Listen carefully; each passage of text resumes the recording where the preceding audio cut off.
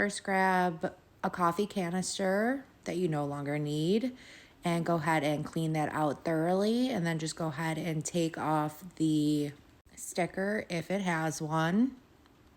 And then I am using Waverly chalk paints in the color Crimson and just painted the canister with 2 coats of this color.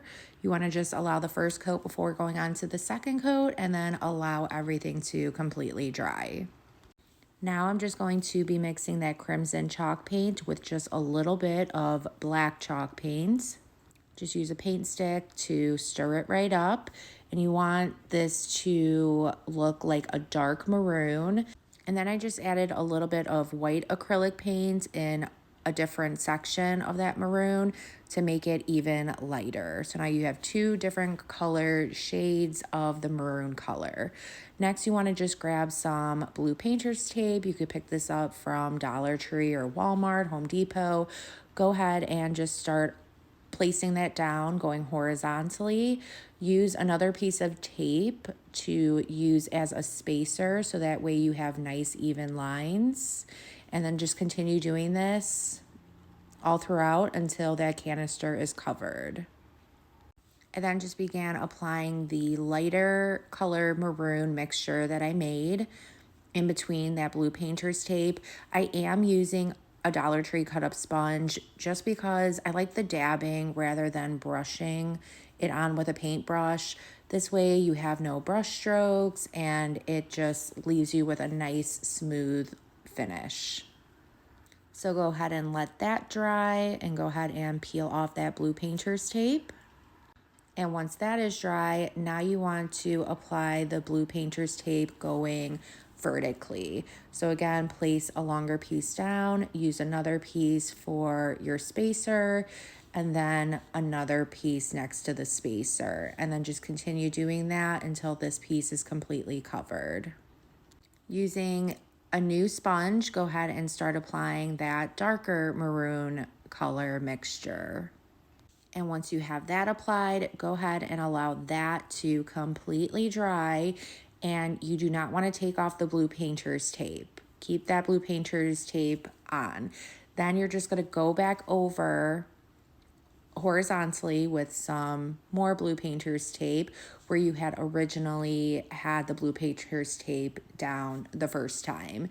And for this part, you want to use the darkest color. So I'm just going in with some of that black chalk paints. And just make sure that you cover up all of those little squares that don't have the blue painter's tape on.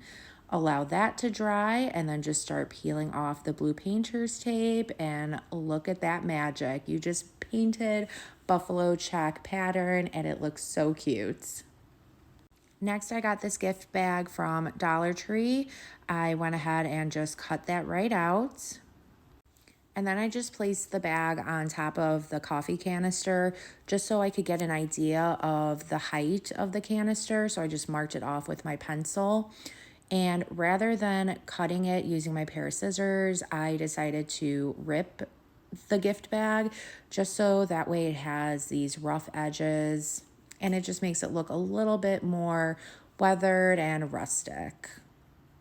And once I had that cut down, I just applied a very generous amount of Mod Podge on the back of the gift bag and just placed it right into the center of that coffee canister.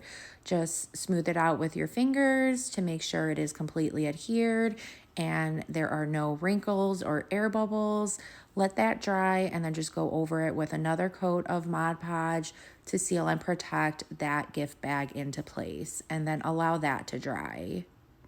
Now this next part is completely optional, but again, I like that rustic and weathered look, so I did go around the edges of the gift bag with some Waverly antique wax, just kind of brushed it on and then used my finger to blend it out. And for this piece, I am using it to hold my utensils in my kitchen, and I think this came out so cute. I hope this inspires you to create your own in your own special way. If it did, please be sure to sprinkle the love.